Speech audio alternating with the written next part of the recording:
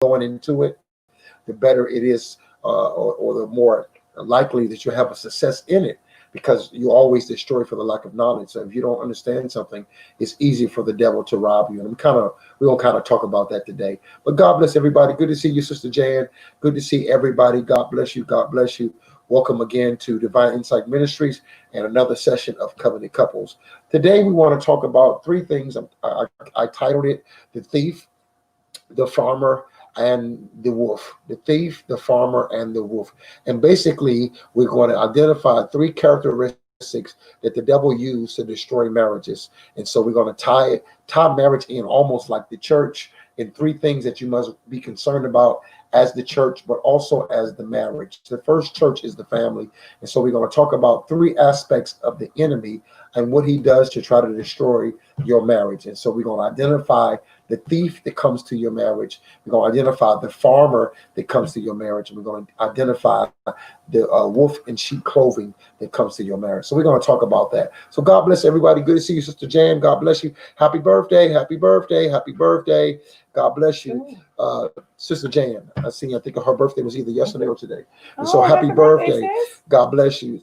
Tamiko, God bless you. Sister Allen, God bless you. God bless everybody. God bless you. Sister Strokes, God bless you, and welcome again. Go ahead and hit that share button.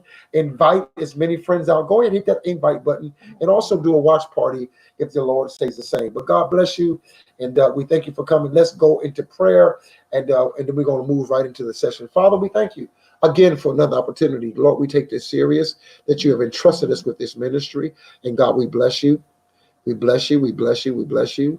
We will bless the Lord at all times, and your praise shall continually be in our mouth. Touch your people right now in the name of Jesus. Give us the increase that we need, the strength that we need, the physical healing that we need in order to do what you call us to do. And we trust you for it. We trust you for it in the midst of trouble, in the midst of circumstances. We trust you for it. So touch your people right now. Give us a mind to want to learn. Open our eyes, open our ears. The Lord, allow our heart to be in line with you.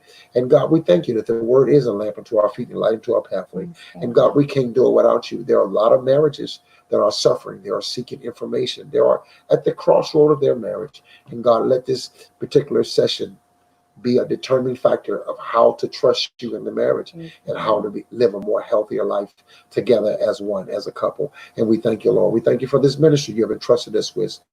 Now give us the wisdom that we need. Holy Spirit, lead us and guide us into all truth. And God, we thank you in advance for yokes being destroyed. We thank you for people being delivered. At the end of the day, we want to hear you say, well done, good and faithful servant. So God, have your way in this hour. Fresh revelation, fresh understanding. Allow us to talk in dialogue. But at the end of the day, God, we want to make sure that we live in a healthy life in front of you. In Jesus Christ's name we pray. Amen. Amen. So God bless you. Thank you again for coming. If you haven't hit that share button yet, please hit that share button.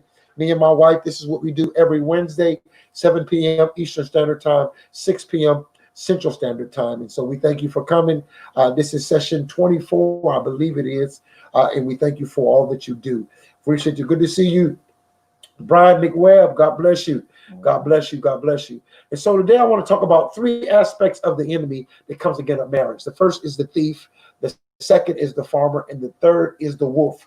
The Bible talks about the devil comes, and it doesn't use the word devil, but it says the thief comes to kill, steal, and destroy. And a lot of times in marriages, I want to start with that first aspect. You as the priest of the home, the man or the woman, or even if you're about to get married, or even if you already was married and you're divorced or you're single, you must recognize the thief that comes against any covenant relationship. There's a thief. There's a common enemy that every marriage has, and it wants to rob you out of the things that you need in order to be healthy in your marriage. And so you must recognize that there is a thief. I don't care who you are, how anointed you may be, how the potential that you and your covenant mate may have, you will run into the thief. It's going to try to rob you. It's going to look for ways in. And so I want to talk about that you must have a spiritual security in your marriage that alarms you that a thief has showed up in the marriage. Just like in a natural house, you need to have a alarm system. So if somebody breaks in or come in doors and windows, you have those doors covered, what is called sensors in the natural. And when those sensors go off, watch this, and the person who doesn't have access to the code, then the alarm goes off to inform somebody that somebody's in your house unlawfully. Somebody without your permission is in your house. And many times in a marriage, we don't recognize a intruder in your marriage. And when I deal with intruders, I'm not dealing with just people, but I'm dealing with mindsets. I'm dealing with voices. Okay. Sometimes they come in outside voices. Sometimes they come through family members. Sometimes they actually come through people's stupidity. Sometimes people have the right desire, but the wrong method. And this begins to become a thief in your marriage. You must recognize that the thief will show up. The devil will use anybody that he chooses to. And this is what you must recognize. You may have a great friend. You and your mother may be close. You and your father may be close. You may be real close to your kids, but you have to recognize that the thief is only looking for a way in. And so any door that opens himself up to the thief, to the devil, he will use them as an entrance into your marriage. And so a lot of times in the marriage, we lose what we need to be healthy in the marriage because we didn't recognize the thief. And so I'm going to deal with some common things, and I'm hoping that you can make some comments. Please make some comments. If you have any questions, please put those questions up in the comments so we can talk about them. But I'll give, for instance, two major people that the enemy loves to use to infiltrate a marriage. And most of the time it is, watch this, the mother-in-law or the father-in-law, or it is the children. And you must recognize the place you must put your mother-in-law, your father-in-law. You must put them in a place. And that's not wrong to put them in a place. Many times we use it negative, but it's basically guarding your marriage against outsiders who may not know the design that God has given you and that mate. And so it's very important. And a lot of people have lost things that they need. They've been robbed by other voices and other people's opinion coming in your marriage. Your marriage has a design from God, fingerprints from God. And you can't let outside voices dictate to what you and your wife should have prayed about and knowing how y'all should govern your marriage. Very key. Now, a lot of times outside influences are great, but they must be in line with the design. And if you don't know how your marriage should be operated, then many times the devil will use other people that you're close to, that you give an ear to. And be very careful who you give an ear to in your marriage. And so that he'll use those people, and they may have good intentions, but they have the wrong method, okay, or the wrong advice, or the wrong information. And before you know it, you have been robbed out of how you see your husband. You have been robbed out of how you see your wife. And now the real love or the real value that you should see in her, you don't see because somebody stole that from you. Okay. And so you used to feel a certain way about him. You used to feel a certain way, but somebody poisoned you. Somebody became toxic to your marriage. Somebody caused your vision to become blurred. Why? Because you listen to outside voices, and before you know it, you don't have what you need. You don't see her the way you should see her, or see him the way you should see him. You don't feel a certain way. You've been robbed out of that. And I use the word rob or a thief because when you got married, you had it. What happened to the feelings or the emotions or the commitment or the loyalty or the excitement that you had when you got married? But 2 years into marriage, 3 years into marriage, 7 years into marriage, you don't have that. What have you been robbed of? And that's very key. Then I'll turn it over and let my wife speak. Another thing you have to understand in that same, because we talked about the first point, which is the thief, you got to know what's in the house. A lot of times you are robbed of things because you never saw that in your husband. You don't even know what he possessed because you never knew what was in the house. A lot of thieves can break in your house and steal things because you ain't used it in so long, you won't even know there's missing. You have so much sometimes that you put things up and forgot where you put it at. And so a lot of times you can be robbed of something because it hasn't been used, or you can be robbed of something because it was never valued. And so if my wife has something that I have never made myself interested in, I may not even know that the enemy came in and robbed her of that, came in our house and robbed her because it wasn't valuable enough to me for me to pay attention. What is a part of your mate, or what is a part of your marriage that God gave y'all, but you don't even know you've been robbed out of it because you never made it any value to you? And so there's little things. And so I'll give you an example of that. You may have a gentleman, but you never valued a gentleman. And so you didn't even realize that after 7 years of marriage, he's now grumpy about everything. You've been robbed out of that gentleman spirit. And sometimes you have to have a friend. Sometimes they say, man, you wasn't always this way. You wasn't always on edge. Why? What happened to that gentleman spirit that you had? You got robbed out of it. And I'll come to tell you that marriage itself is attacked by the enemy. Having kids can bring these type of things. Working 2 or 3 jobs can bring these things, and a lot of things can rob you out of your momentum. It can rob you out. Some people are just tired. You've been robbed by fatigue. You've been robbed out of that. And so now you say you don't even have time for date night. You've been robbed out of that excitement because you're so busy doing the work and trying to play the roles. You're so busy being a father and being a husband and being a mother and being a wife that you forgot about. You got robbed out of being a woman. Your femininity is not there anymore. You don't even see yourself as beautiful. You don't see yourself as handsome. And these are many things that go into a marriage. And even though they may look or sound small and minute, they end up becoming huge things. And you'll begin to attack one another for something you allowed the devil to come in and rob you of. And you will attack one another. And so you must recognize the thief, and you must recognize what was in this house that we didn't value, that we got robbed of, or what is in this house that is so valuable that we can't get a break from the devil, that there's always something attacking us. We have to see the value of the relationship. We have to see the worth of the relationship to recognize, because as I always say, a thief doesn't rob a bag lady because you don't have enough jewels. If your marriage is always under attack, if you're always going through something, then you got to see that there has to be value in this union, because the thief wouldn't keep checking out the house. And so you got to say that. Come on, sweetheart. Okay. Well, hi, everybody. Once again, we just thank God that you guys are here with us today. I'm just so happy to be here today, y'all. I'm not feeling my best today, but I'm here because I love y'all, and I couldn't just like not be here. So just want to just thank God just for giving me the strength to get here because I had to press my way today. Okay, so yeah, just just like you're saying, what has robbed us. There are so many things that we don't even realize that robs us in marriage and robs us in just stamina of wanting to be. So many things that we inquire throughout the course of a day, throughout the course of life. Right. From motherhood and fatherhood, and right. just being what we need to be for so many people. So many times that sometimes it have a tendency to pull us away from ourselves, and we just kind of lose focus on who we are first, because that's what really, once we lose focus on who we are, it tends to have us to lose focus on each other. That's good. And because we're not attentive to the needs of ourselves, being so attentive to the needs of others, we have a tendency to dwindle off from ourselves, and we lose ourselves in other people. But then when this is what really happens is that when we feel the emptiness and we feel that we become so hollow, then it becomes a frustration, because everything that we're putting out, we're not taking anything in.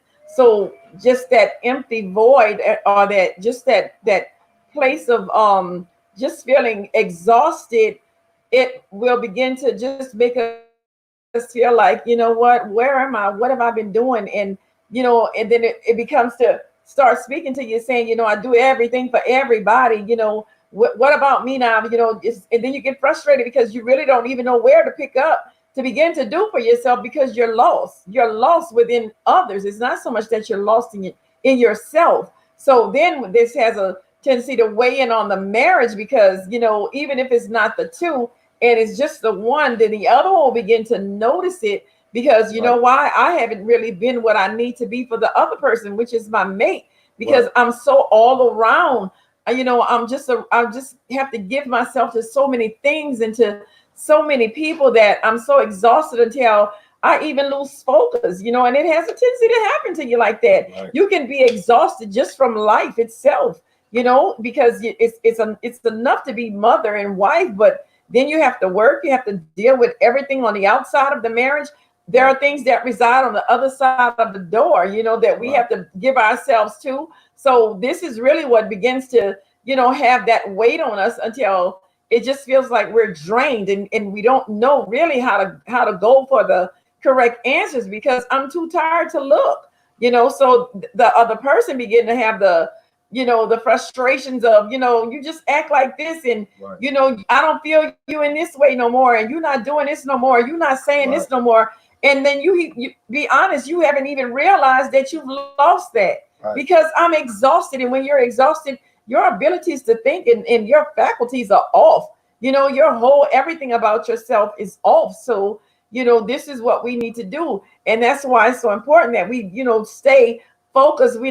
And we sometimes we will dwindle to that existence, to that, that extinct. But it's so important that we learn balance, and balance is the multiple, that is the you have to use balance in so many different areas that we have to multiply the balance that we do have, that it'll fit us within our lifespan, because within our daily routines, within our marriages, within our family life, in our church life, in our, we have to learn balance in all these things. So what it is that, when we begin to, sometimes it's even wise, to start writing things, because our mind can only hold so much throughout the course of a day that will keep us in a comfortable place. But it doesn't matter that it doesn't mean that everything else will not continually, jump on board. So what we need to do is we need to come to terms with, how can I balance my day throughout the course of a day without me being absent from the rest of the family, so that does happen. And then it also happens to both people. It happens to both husband and wife. So what do we do with that? Where did we fall off? Because we're so focused now on, and this is what we do many a times. We so focused on just living and making, getting and achieving this and buying this and buying that. And, we get so caught up in the cares of life that we just have a tendency to drift off, because you're going this way to get what we need, and I'm going that way to get what we need. And by the time we do meet in the middle, we're too exhausted from going after. And a lot of times we're chasing, because a lot of times, because it's available to you, doesn't mean that it's necessarily for you. So we have to really begin to ask God on certain things. Is this really a part of our marriage, God? Is this what you really want me to have? And begin to question things. Just because I can get it, is it necessary for the marriage? Is it necessary, that I have these things? Because a lot of times God will, enable us to be a blessing to other people with the resources that we give us, but we've lost focus because now it's just all about us and it's not all about other people. And that's what really wears us down, running after the cares of life in a lot of times, because we're not in the place of just being settled in our spirit. And where we're not settled in our spirit, it have us running to and fro, and that's what really wears us out. And then it becomes a burden on the other person, or frustration. Then what do? Where are we left? Oh, yeah, that's good. And I want to add something to that, but I want to answer this question that somebody put up, and they said, what if you get divorced and decide to come back together? However, the other person is no longer interested in getting married again. What do you do? Well, that's a real simple answer. It may not be one that you want to hear, but it's a real simple answer. Marriage takes two. If you got one person to want to be married and another person who doesn't, there's nothing you can do. If you try to manipulate or try to pray to bend their arm for God to change their mind, and that's called witchcraft. And so you do not want to manipulate a person through any spiritual means.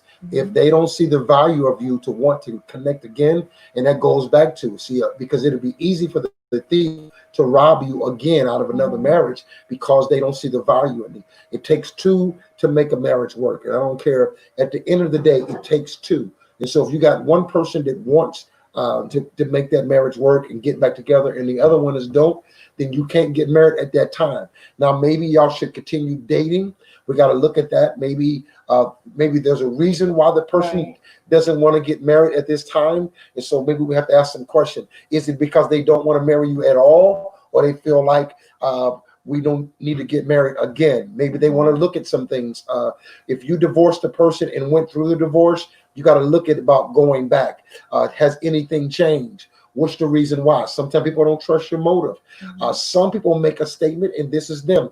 Not that it's Bible, but some people feel like once it's over, I'm not going back. I'm not going to heat it over. So you got to look at that too. So there's a lot of things you have to look at. But at the end of the day, you can't make a person love you. You can't make a person want to be with you. And so if the person doesn't want to be with you and doesn't want to marry you, then you have to move on with your life. If a person doesn't want to marry you at that particular time, you need to look at that too and see, because, and this is just how I feel, and I believe my wife is in agreement. You ain't got no business dating nobody 4 and 5 years, but they want all the benefits of dating, but don't want none of the commitment of marriage. And so be very careful, because a lot of times when that happens, a man will get back with you and they'll say we can have sex because we was married at one time. So they still want the pleasures that come along with the marriage, but they don't want to go back downtown and redo the commitment and make it legal. It's like to be very careful with that too. And you got to be careful with your emotions a lot of times, that your emotion will compromise without a commitment. And so that would be my advice to you. But at the end of the day, it takes two to tango. And if both people are not in agreement with God's purpose and vision for the marriage, that we need to do it because we should have never got a divorce in the first place, then this is reconciliation. It takes two. At the end of the day, you can't make nobody marry you. And please don't try to practice witchcraft, spiritual entanglement, forcing somebody and making them entitled to marry you, because that's witchcraft and you don't want to practice that. That's not going to work either. So I wanted to respond to that question. Back to what my wife was saying, I think a couple of things we need to write down. She brought some very good points about sometimes you get busy, and when you get busy, and you can get tired just from doing work as a husband, as a wife. But I wanted two things God gave me while she was talking. The importance of valuing time. The devil tries to rob you of time.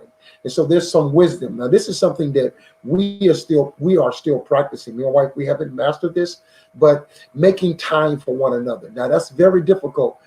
Even like today, Wednesdays, I try to dedicate Wednesdays to nothing but God. I try to stay in prayer, because when I got to preach twice, and plus especially because I even all the teaching that I do, I value covenant couples more than any of it, because I know marriage is the number one thing that the devil attacks. And I never want to give you something that's surface, that doesn't have prayer on it. I try to consecrate myself. I try to isolate myself, because I need a word from God, because there's some people who they're going to get a divorce today after this is over. They're going to make up their mind tomorrow morning and done. And so sometimes what the position God has put us in as leaders is very pivotal to people's decisions. And so it means a lot to me.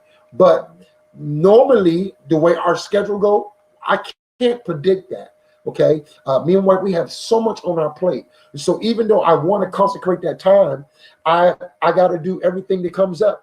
We never know. We're going to get a phone call. We have 6 kids and 31 grandkids.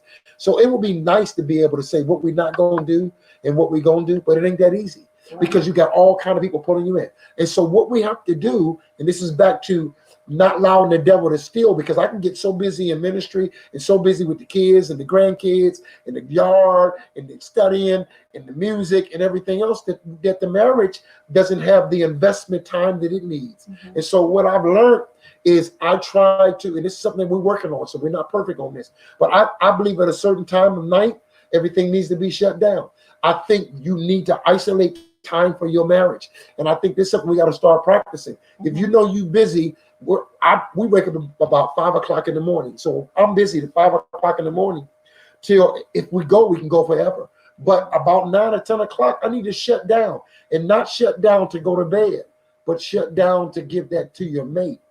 See, many times we go to bed tired, and then there's a problem about intimacy, but you keep going to bed tired.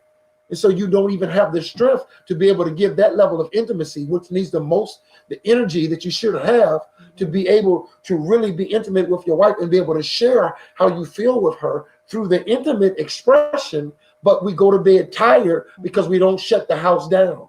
But this is something I believe. Now, it's not as easy as we can say it, because sometimes the kids don't go to sleep. Sometimes they stay up. See, or sometimes you end up watching the movie and you fall asleep during the movie, and when you wake up, it's already 11:30, 12 o'clock at night, because you were so tired you fell asleep during watching the movie that you started watching at 8 o'clock. And so there's a lot of things. Sometimes you don't even get to making dinner. Sometimes, and I hate to eat past 6.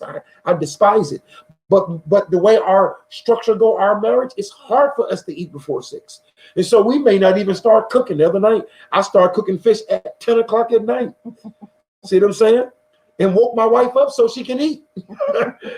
And so that's real. And so a lot of times now we're understanding, we understand how our workload is. So we don't attack one another because we're so busy. We understand that we have to learn to make adjustments. So sometimes you may not be able to shut your house down at 9, but maybe your house is empty by 10 in the morning. Then make your time with your wife at 10 in the morning. You got to know what's feasible for your design of your marriage. You may have to take your lunch break. You may have an hour lunch break, and that's going to be our talking time. Maybe you got, when me and my wife first got together, one of the things that we love the most is spending time on the phone. And so even when I'm out of town, we get we get tickled when I call her, because it reminds us of how we used to be on the phone, like because we used to talk. So you got to go back to those things that y'all enjoyed before y'all got married, that brought quality time together. Being on the phone was important for me and my wife. We like to watch movies. Now, when I watch movies, I either want total silence or I want to stop the video every 5 minutes and give you a spiritual principle, one or the other. And so my wife, usually because she go through so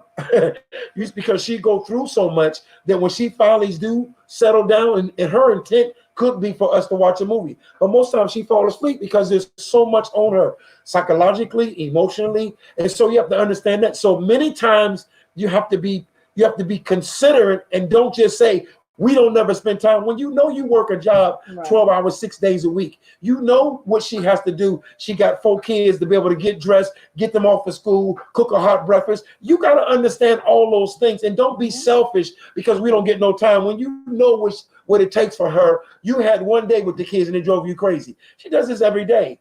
Or you understand what he does. You don't even want to cut the grass in the hot sun, and he cuts the grass in the hot sun. I just got through cutting the grass, painting the fence, cleaning up the thing. And so you have to understand that a lot of times it's not because y'all don't want to be together or because the thief could rob y'all. Sometimes you rob yourself out of not really being real with how that marriage is going on. What's going on in that marriage? We don't have much time. And so we got to know how to make a great time sometimes out of an hour. Sometimes you don't have 8 or 9 hours to spend time with your mate.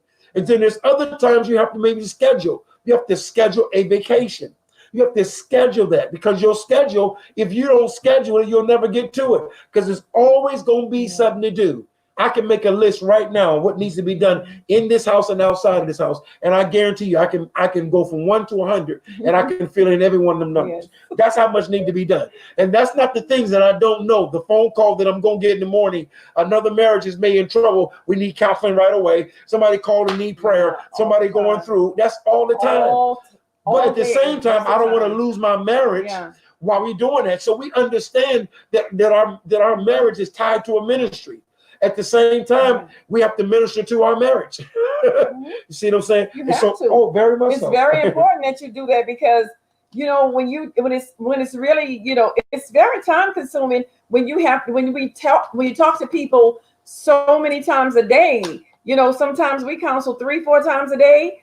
Sometimes he does it much more than I do. I just I do counsel a lot. Sometimes more times one-on-one. But he talks to people throughout the course of a day, sometimes all day. Right. And I've learned to understand, who he is, what he does, reasoning for his life, reasoning for his position, reasoning for his anointing, reasoning for his position. So this is what really keeps me focused in the marriage, is because, I know that this is the time that God has for him.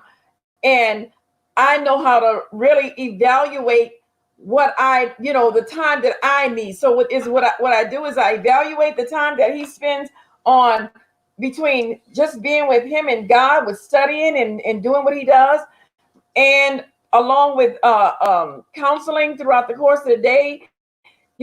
So this is what I do. I don't really allow myself to get frustrated with it. I just don't, because I sit back and I watch, but I also learn, because every time, like most of the times it's private settings. I don't be in all of them. Sometimes people call him one-on-one, and I have to give him that time also. Sometimes, the majority of the times, it's both of us counseling, but sometimes, you know what, it's not for me to be in the place, because there's a thing called confidentiality, and some people want that, and I respect that, you know. So I have to know how to just get in sometimes where I fit in, because I understand the call that's on his life. And then there are other times when he's doing, now this is when I come in a lot of times, because he's just this busy body. I always tell him, you know, one day I'm gonna find that battery in your back and I'm gonna pull it out, because this man is so energized. But I'm like, you know, on his own personal private time, when I know that it's just his leisure time, even that, sometimes he can get caught up in his leisure time. When I say caught up in his leisure time, because he's also an author and a musician. So if he's not ministering, he's either playing music or he's writing a book. So sometimes, you know, that's when I can come in and say, okay, honey, it's time for you to, you know, let it go for a little while. You know, I need a little time. Let's sit down, watch a movie, or, you know, let's sit down and talk or do something, you know, because, and it's not long, but I have to get him sometimes away from himself. You know, so, and I have to really, you know, value the time that I do get with him, but I don't feel by any means intimidated. I don't feel any of that. You know, so I understand who he is all the way around. So, you know, I just jump in there and I get the time that I need, and I know how to just go on and exit. And we have learned to enjoy one another when we're able to get away. Then we get away, and that's another thing. When you have a busy schedule, because I'm always doing something. As much as I do, I try not. I believe if God give you 10 gifts, He's gonna come back looking for 20. You know, so I have to be responsible for when God gives me inspiration to write. That's part of my calling. I gotta help my granddaughters and with their songs and music. That's what God called me. People call me for stuff all the time. And so at the same time, but I'm still called to be a father. I'm still called to be a husband. I try not to miss washing clothes. I try not to miss washing dishes. No, we have help. Our granddaughter's here. My wife helps out. But I don't say, you know what, I don't do dishes. I do dishes. I wash clothes. I mop the floor and cut the grass and paint and still write songs and still do that. And so I understand that. So I appreciate my wife who understands all those roles. I understand a lot of times my wife don't feel the best. Ever since we had that 24-hour revival, her sleep has not been normal. So a lot of times she is up at night when I'm asleep, and then she'll turn around and be with me early in the morning. And so I have to consider that. I consider her health. She consider my health.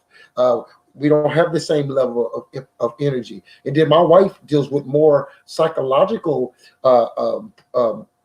pressure, because she has 6 kids and 31 grandkids, and they are a burden to her, not in the sense of the negative, but she's always in prayer. She's always make her ear available whenever they need to talk. So I have to consider that. So our busy sometimes is different, but it's the same, because sometimes she'll be on the phone all day and I'll ask her, have you talked to, you know, one daughter? Have you talked to this daughter? Have you talked to the sons? And so she'll spend time with them and ministering to them or talking to them, all as important, and still have to be a wife and still have to know the husband. So we've learned to stand back, and that's the key. If my wife is on the phone for 5 hours doing what she do with the kids, I can't fuss that my time, because she may be on the phone with her sons for 5 hours. That's the time when I didn't have anything to do. But I can't make that mandatory that I'm free, that she have to be free. And that's some things you have to understand. And there's times when she's free where I got to finish, I got to get this book out. I got to get this song out. I got to get this lesson ready for tomorrow. And so at the same time, and sometimes what we think is that when I'm free, you should be free. And that's not the case. And so what you've learned is that you learn, try to make your schedule meet, or you trying to figure out, okay, what you got going on today. This is what I was planning on doing today. This is what I plan on doing today. Okay, you know, it's been 3 or 4 days we haven't had any time. We're gonna need to make time and try to do that. And sometimes you cut some things short so that you can get together. Now, before COVID-19, we used to go to the movies. That was our way of getting away. That was our date night. Now that we're in the house, we don't have that. Sometimes our spending time together is sometimes we share it. So sometimes we may get together and play games with the kids. And that's our time of laughing together, but we share it with the grandkids. Sometimes we get away. Sometimes when they're gone to school, it's our time, and so things like that. And so another thing, when you finally do have a vacation as you and her, don't bring up the ministry. Learn how to shut it down Oh, you when you have need to to. shut it Yeah, down. learn how to separate the Y'all two. bringing up all this stuff. Yes. You ain't had a break in 6 months, and then when you Yes. finally get a break, that's what I don't want to hear about the kids. We've been giving our whole life to the kids for 6 months. So I don't want to talk about the kids right now. Because when we go home, as soon as we get back in the driveway, they're gonna come knock on the door and ring the doorbell. The driveway. Matter of fact, they may call us and say, "Where y'all been? Yeah, where y'all at? Yeah, where y'all at?" And so the reality is that when we finally get time, this is our time. This is not Divine Insight Ministry time. This is not we writing a song time. This is not, how the son's doing. We're not going to talk about none of that, because we know that when we get back home, we back on the job.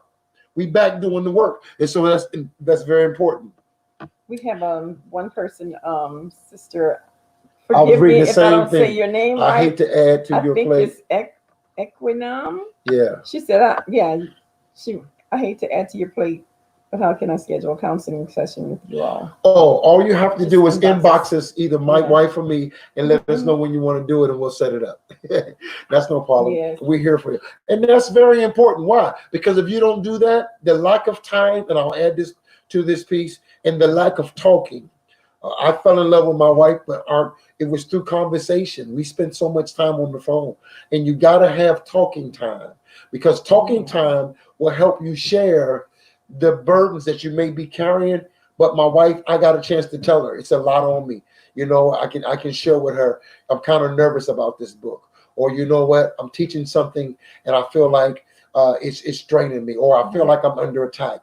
It's the talking time that will help the mate have sensitivity towards your schedule. But if you never told her, your wife need to tell you, you know what, I'm not feeling right now. Something's going on in my body. And a lot of times things are being robbed because you never had conversations about the attack. You never had conversations that would help you have a better understanding of your mate. You need that talking time. You need to say, you know what, I'm really concerned about my daughter. I'm really concerned about the son. I'm really concerned about some finances. I don't know if they're going to be able to handle this COVID-19.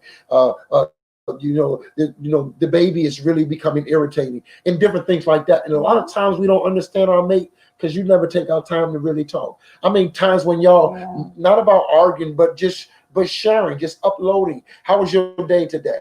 How you feeling today? I may get a comment when I'm teaching, and the comment may disturb me. I need to be able to say to my wife, you know what, that really hurt me when that person said that, because I really love that person. And I don't know why they said that about me.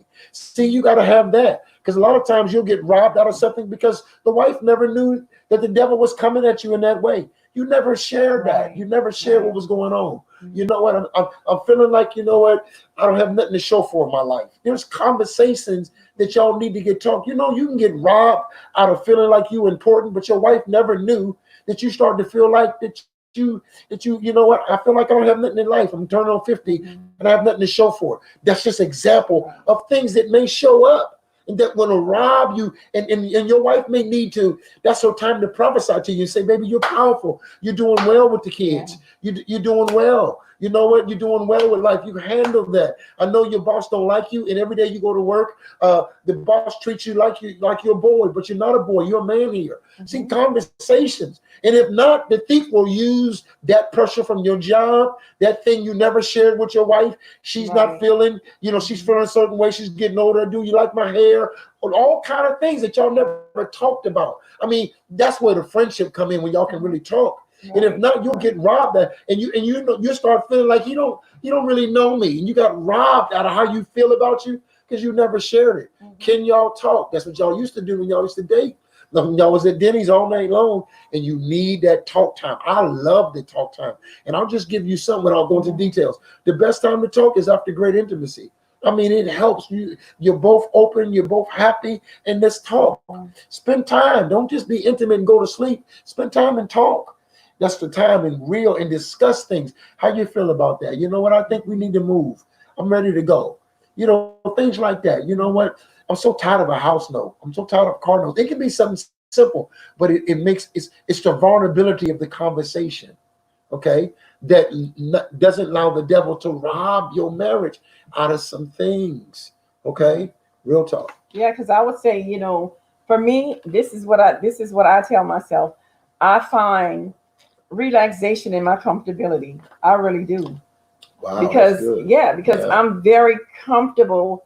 I'm very comfortable in my marriage. I'm very comfortable, in just being a wife, and in spite of everything and as busy as he is, I'm so comfortable because you know what I do? I try to keep myself in alignment with what I know God presents me with.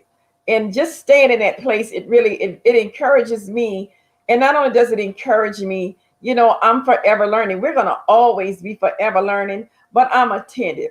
Just being, I tell you, when you really start to pay attention, you'll be surprised in the things that you'll learn really about your mate. that's good. When you be attentive, especially when and it doesn't, your husband doesn't even have to be a preacher. Let me our minister, let me correct this.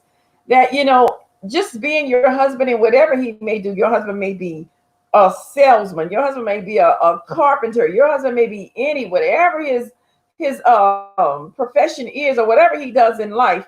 Just being attentive to that part of him, and just being attentive to the husband part of him, being attentive to because our husbands and us as wives, we live in different categories. We're not just a mom. Right. We're not just a wife. We're not Right. just a husband. We're Right. not just a father. Right. So when we're at work, we're this. When we need to be this for other people, we need to be this for the kids. We need to be this for friends, this for family, this for. So we have like different identities, but not to say when I say identities, that means how we have to cooperate or correspond with different people. Yes, Yeah. different hats we have to wear. Right. So it's important. But in whichever hat we have to wear, being attentive Right. to who that person is in that hat. Right. And this is how we really begin to learn our mate. And this, and even like when you said intimacy is just not sex. Right. That's intimate. I Right. love talking to my husband. Right. I loved every morning when he's teaching and I'm sitting in the room with him, Right. and he's going forth. And I'm gonna tell y'all this. That's really when I'm really getting a lot of data. I'm telling you, because Wow. I'm so attentive to when God is using him. And that is the greatest thing for me. And I'm telling you, it's nothing like it. And that is the most intimate. And I'll be honest with you, that is the most intimate time for me with my husband. When he's communing with God, Wow. that is so powerful to me. And just hearing when he speaks and when God speaks a word through him. And I'm just knowing that right now during this time, this is a him and God's time. Right. And I get to sit back and witness it.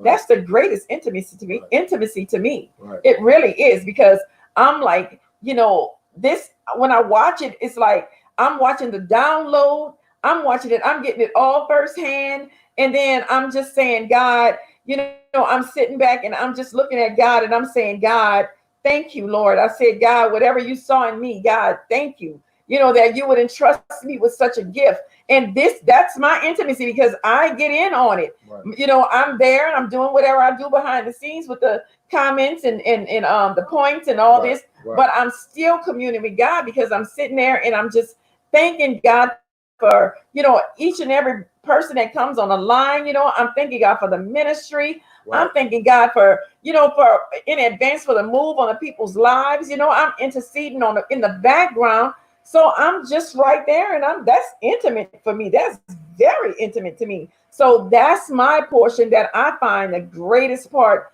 of my marriage, is when he's giving that time to God, and I can sit there and just watch that. I love it. I absolutely love it. I don't feel intimidated. I don't care how long it takes him. I'm comfortable, and I relax. I really relax in my comfortability in that area of my marriage. And that's what I'm saying. Just getting to really know your mate. I'm telling you, it really takes a keen eye and a keen spirit. And if you can do that, keen discernment, and that's the three things you need. You need a keen eye, you need keen spirit, and a keen discernment. because when you use those things, those are some magnificent tools that will begin to really, present, these things when you get in that place in God and you rest.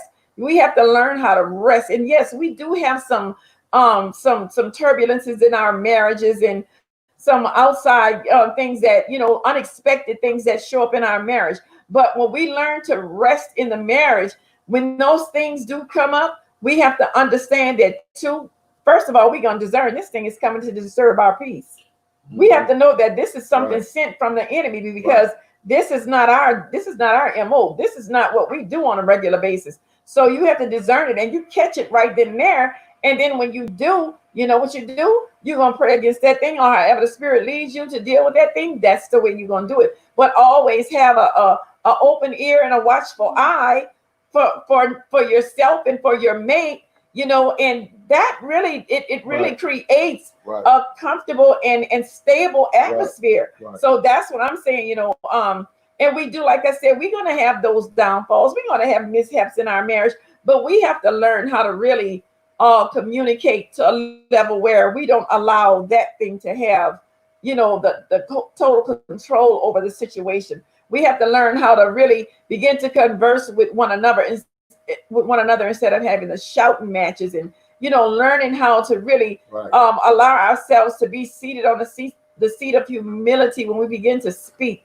Begin to really acknowledge the atmosphere, because if we're married and we're saints and we have to acknowledge the atmosphere of where we dwell. And when we acknowledge the atmosphere of where we dwell, then you know what? That's going to bring us to be even more attentive of the words that we release and the spirit in which we release them from. And that's very key too. We have to know the spirit behind the words that we speak, because sometimes we can speak things from the wrong place and the wrong intent. And it's very important that we monitor the intent of our words, even in a frustrated time, monitoring the intent of our words. So, it's really it's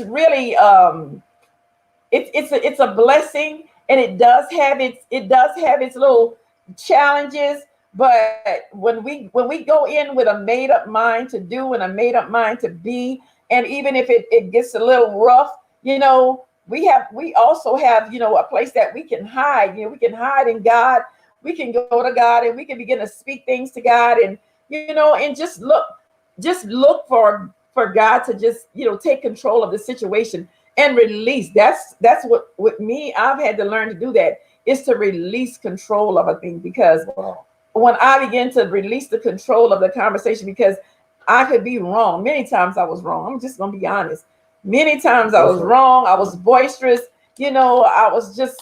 I just would just say anything, and it's just like afterwards you got to go through the craziness, then you got to go through the humility, and then humility gonna always, now what did you just do? So, you're gonna have to go back and rectify and make things right. So, just being to a place of, just acknowledging first self.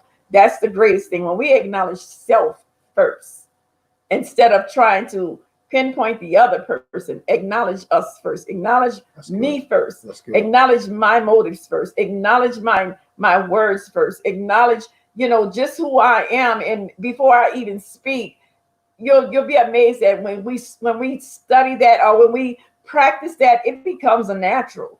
It really does, because I can honestly say God has really done a great work on me. He really has. Not that I was this wild, crazy chick, but I'm not above correction. That's my thing. I'm not above correction. And I can be honest to say, there are some times that, I needed correction in my life, and God brought it forth. So that's what I'm saying. And that's a beautiful thing. Like I said, that's the whole thing of moving towards having a healthy marriage. And that keeps the thief out of your marriage. That's what we talk about, the first point, the thief. I want to bring up a couple other things. My wife gave the spiritual part of me teaching and how she really enjoys that and seeing me. But I want to deal with the natural side as well. Now, I think one of the reasons, or one of the ways to keep the thief out of your house from robbing you, is through servanthood. when you humble. And so I want to say this: learn how to serve your wife, and learn what she almost like sometimes play the role of a waiter, and see if you can serve your wife. Now, I'm gonna give you some things that I've learned in the marriage. You got to learn your wife to see what she enjoys, what to bring to her. And so, like in the morning, like I enjoy cooking. Okay, I used to do more of it than I do now, and I'm going to get back to doing it even more. But I enjoy that. But like one of my things that I love is breakfast, and so my wife cooks breakfast a lot of times. A lot of times I cook breakfast, but I get a joy out of serving her. I get a joy out of that. And so a lot of times when I want to be served, that's when I choose to serve her. I sow, and so I want to reap what I sow. So if I want to reap something, then I should sow it. And so it teaches me how to serve my wife. Now she likes bread with peanut butter on it. She likes peanut butter and jelly. Okay. And so a lot of times, so if I get her some toast, that garlic toast, and put some peanut butter and jelly on it, she enjoys that. Okay. And so that's a way I can serve her. And so what happens is when I'm serving her, there's a lot of things that the devil will try to use as, and this is we're moving to point number 2, the farmer. The Bible talks about when the farmer went to sleep, another farmer came and sowed tares among the wheat. And when the watchman was asleep, and a lot of times in your marriage, the enemy will sow other voices into your marriage. And now when your marriage is trying to be healthy, there's some wheat in your marriage. There's some tare along with the wheat. And so you have to know. And so one of the ways to keep the watchman on the wall is through servanthood, because there's a lot of voices that won't be able to tell your wife or tell your husband, he doesn't love me, he doesn't respect me, because you got too much evidence of how you serve them to prove that. Every time I cook breakfast for my wife, every time she cooks breakfast for me, there's no way I can feel like she doesn't adore me or she doesn't look out for me, because the servanthood that she applies to the marriage, or the servanthood that I apply, that shows value and appreciation. We got to get back to opening up the doors for our wife. We got to get back to cooking for your wife. And what it may be, maybe you're not a cooker, but how do you serve her? What does she like that you can serve her? I used to enjoy, and we stopped going to the flea market, and one of the reasons was COVID-19. But one of the things I love is driving her to the flea market, because that was her relaxed time. My wife, hobby. That was her hobby, but it brought a level of peace to her. That's what cleaning does to me. I like to clean by myself. I always find something to do, not because it's always something needed in the house, but that's when I get a lot of revelation. If I go wash clothes or paint the fence, I come back in the house with a word from God. And so, but I enjoy that. And so when I was able to, we can't do it now because of COVID-19. When I was able to take my wife to the thrift store, I could see how relaxed it was. It tore down a lot of voices of anxiety. And also it gave me a way to serve her. Now I would sit on the couch while she's walking through the place, and she's gonna walk through the same house at least 2 or 3 times. She's gonna go past the pants, and then she's gonna come back and go past the pants again, and go over there to the shoes, and she'll come right back to the pants again. And she may touch almost everything in there, but it gives me a time to watch videos, and give me time to call my friends and talk about the word of God. I've learned to take my ministry while she is doing what she loves to do, what gives her peace of mind. I can use that time in minister. And so when she's done, we can come back together. Now, but that was a way of serving her. One of the ways that I serve her, and I still serve her to this day, is she don't like to drive. So I do the driving. Is you can keep the thief out of your marriage if you would learn certain things in your marriage to serve, because it's hard to fight against those evidence. That, you know what, I've never driven. Me and my husband go to the thrift store, and he sit there and he's patient. That's not his thing, but it's her thing. And so it's the same thing when my wife sit with me. My wife ain't teaching every morning, but when she's sitting there with me, and she may bring me my tea, make sure I got my tile, do the comments, she's really serving me. And so there's a lot of things that can't fight against my marriage, because I got evidence of where the love is in the servanthood. Okay, Jesus said, I come to serve. I didn't come to be served. And a lot of times in your marriage, voices speak louder when there's no evidence of the servanthood. It's easy to believe, because you never cook, you never take me nowhere, you never buy me nothing. And so these voices can become very loud. That's somebody to do it? Yes. I'll get it, baby. Go ahead, pick up from this, sweetheart. Yes. Yeah. And the serving part. Yeah. And I really like it. I admire it. Because I tell you, my husband he's such a gentleman, but I tell you what, it really gives me a pleasure to glean from him, because I know for myself, it really it enhances who you are because of the oneness of who you are. So it's like, it's like an even exchange. It becomes an exchange because it's like that part of who you are or that part of who he is, it's recycled. So it just goes back and forth, back and forth, back and forth. And that's the beauty of it, when you can rest and you can just be in a place that, just being able to it don't even, most of the time it doesn't even feel like that how things flow in marriage sometimes is even a compromise. It just becomes the norm of life. And how he is, like, with the things that he do, he's just one of the most helpful people. He's just, I mean, I tell you, I can write a book on this man because I'm so thankful to God, but just the heart that he has. He has one of the biggest hearts you're going to ever see in a person. But I find pleasure in it because I'm always wanting to, find something about him that a part of me desires to become. And that's a great thing. It's great. It's really great when you can lead by example, but yet you want to follow the example. If y'all get what I just said, leading by example, but yet you want to become that example. So, I just thank God for just the heart that he has, and it's a pleasure. He gives me great joy in my life. And I always tell him, and I just told him this again today, what I told him. I said, boy, I said, I wouldn't trade you for all the gold in Texas. I'm telling him that, and I love to tease at him and I love to flirt with him. And yeah, that's another thing, that's another thing, keeping it, Yeah. Just having fun in your marriage. And flirt, man. yeah, I love flirting with him, and I love to call him boy sometimes. I say, come here, boy. Yep. And I just think that's just the sweetest thing, Just touch. We watched Soul Train. They got a new series out about Don Cornelius, and we watched about, I don't know how many episodes, about 9 or 10 episodes. And every now and then my wife would throw her hand out and we just grab and we touch it and we pull back.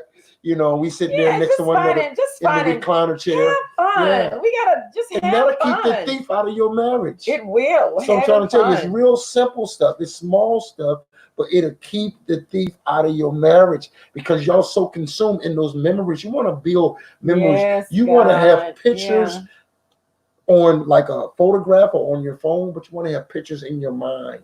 Yeah. We got videotapes that sometime every now and then we'll pull them out when we were dating and I was in the car acting silly and I didn't even know the kids that well. And I'd be saying, I know what y'all doing in the house and I'm acting all crazy. And we would sit back and we would laugh at those videos because you creating a better, you creating a better yesterday. Yeah. You're creating a better past by having a great right now. And that keeps the voice out of your marriage. Do you know when you're not serving one another, when you're not attentive to one another, when you allowing things to rob you out of who you are? My wife first started out by saying, if you become empty, then you're empty towards your mate.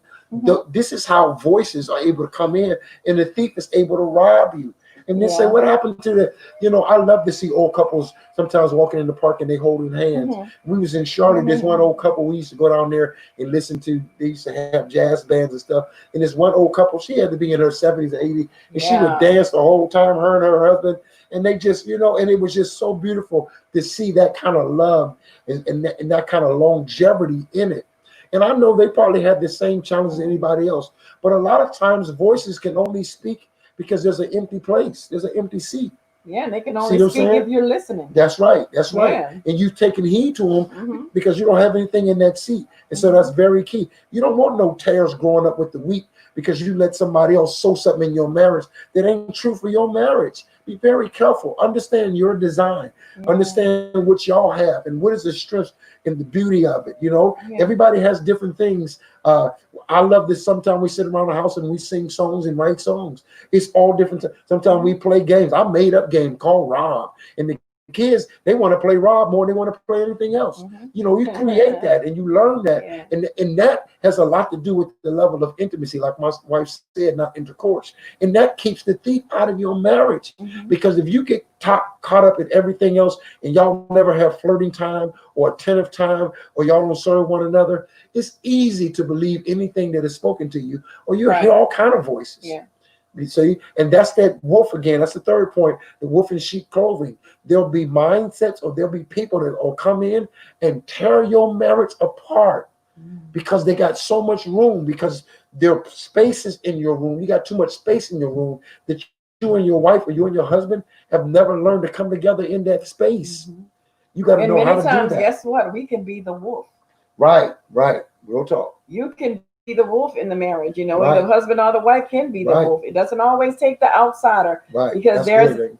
because you know why, that spirit, it will have you, just sabotaging everything for marriage. So that becomes the wolf, because when you allow that thing to have control, and that thing to be, a voice in your marriage, so what all it's going to do is just sabotage your marriage.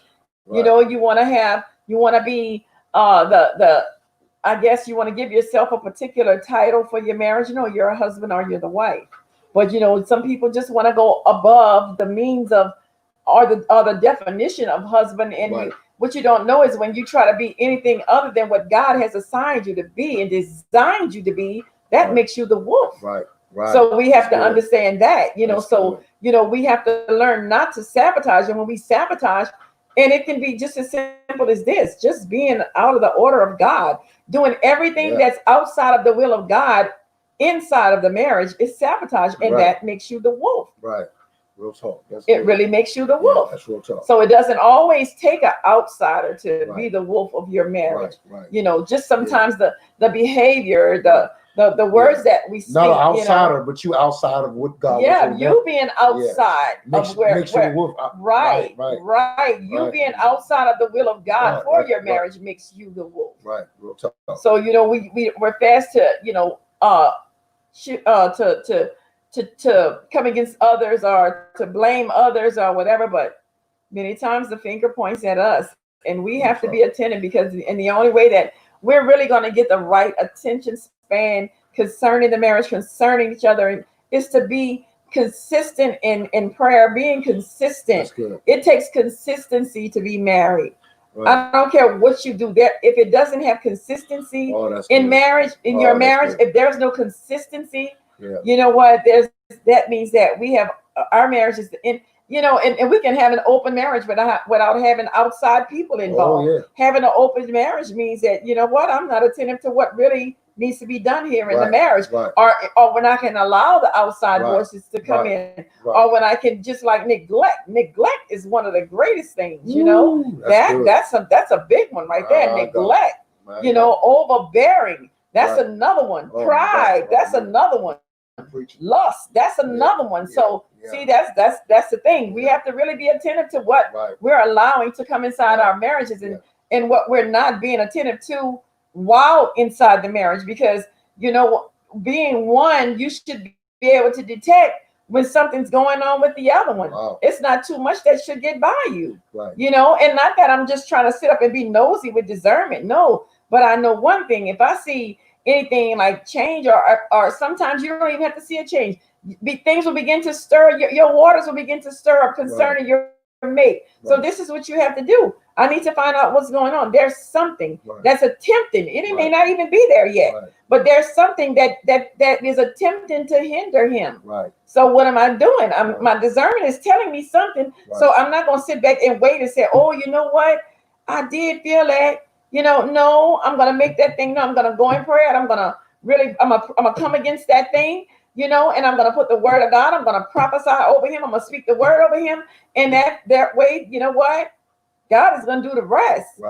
God is going to do the rest. So that's the thing that we have to understand, just being able to be in the place where we can be available for God to speak to us and have clarity on what God is speaking, and asking God for wisdom and revelatory knowledge of what he's saying concerning this, because God will give the instruction, but we have to also sit and wait for the revelation of a thing. And God will give us the revelation, but we have to be able to sit patiently and wait. And when I say sit, that don't mean just sit down like this. No, sitting and waiting means I'm going to be working and being active until I'm going to still be doing the necessary things as a husband or a wife until God does until God reveals. I'm still going to be doing my portion. That's what that is. And we're going to end on those 2 points. You brought up 2 powerful points. And my wife said that we have to be concerned about neglect And then the second thing, she named 4 things, but I like the first 2 really. I think we'll end on those 2: neglect and being overbearing. She talked about less and some other things too, but neglect and overbearing. And these things, neglect, you can be robbed out of the Jews in your marriage because of neglect.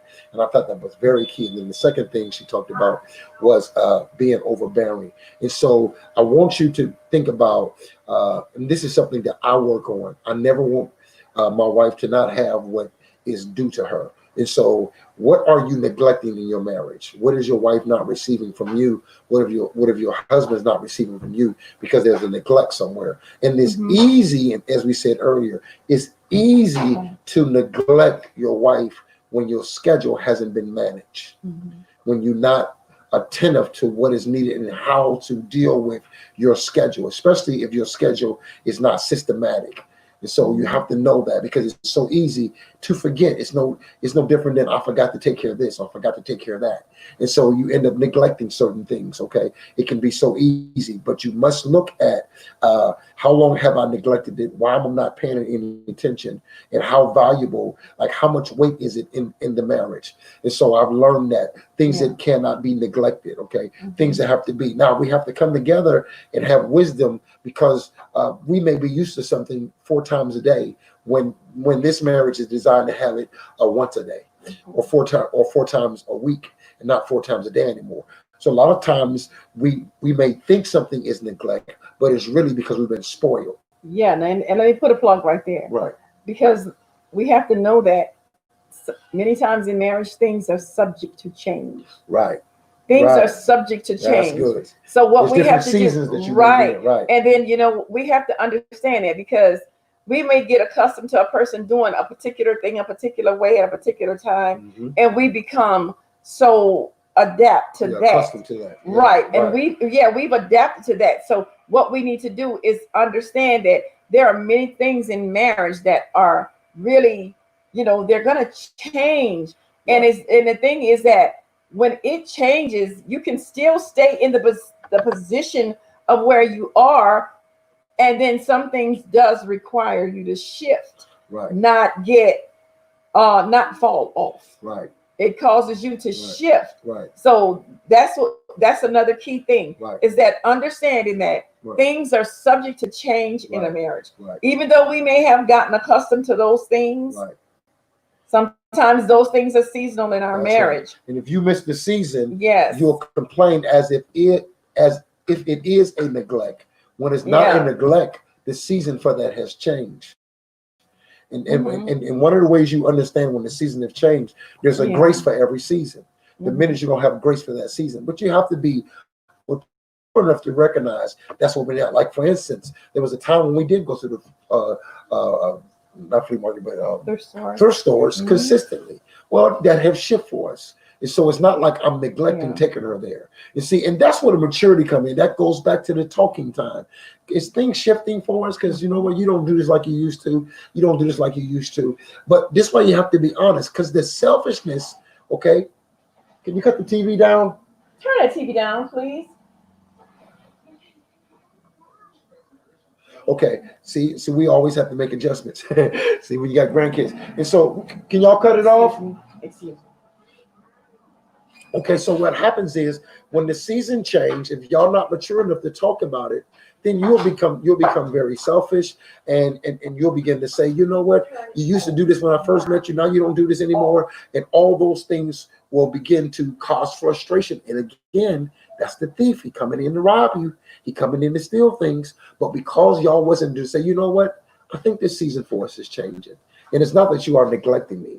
It's not that you're not paying me any attention. I notice that this is changing. That's the maturity of it. If you don't handle some things when your season change maturely, you will swear that person is doing something that is no longer required in the marriage anymore. But because you missed the understanding of the season, that's what we're talking. I feel like I don't feel like that anymore. You know what I'm saying? Very key. Okay. And that's so important, because what happens is you can't make a person go by your rules and regulations in order to make you happy.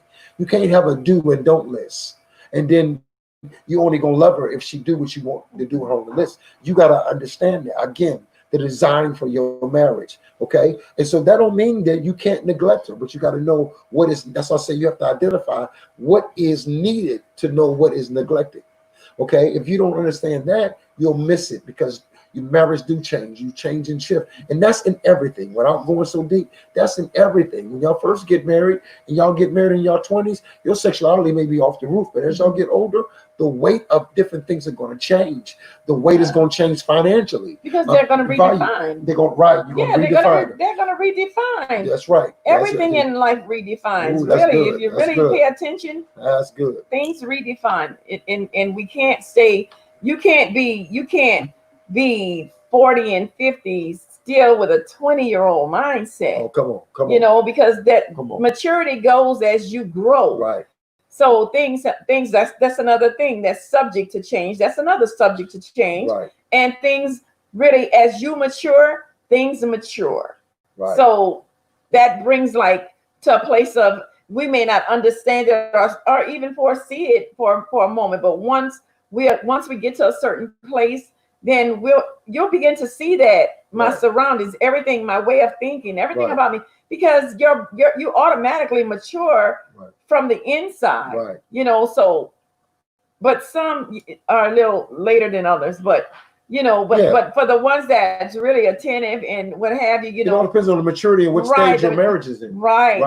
And you got to know that. I'll be honest with you, because you'll complain about something. You know, my wife don't have to buy me. You know, I ain't having no brand new car every year. We passed that. You know what I'm saying? Yeah. Even when it comes to certain holidays, you know, we got certain days that we said this day means a lot to me, so value that day. Mm-hmm. But the other days, and so you grow to that. Yeah. You know, you grow to certain things. You know what I'm saying? A lot of times you'll feel like a person is neglecting you because you're bored and you have more time on your hands than the other person. It's not that you're being neglected. It's that you got 18 hours to play with when he only got 7.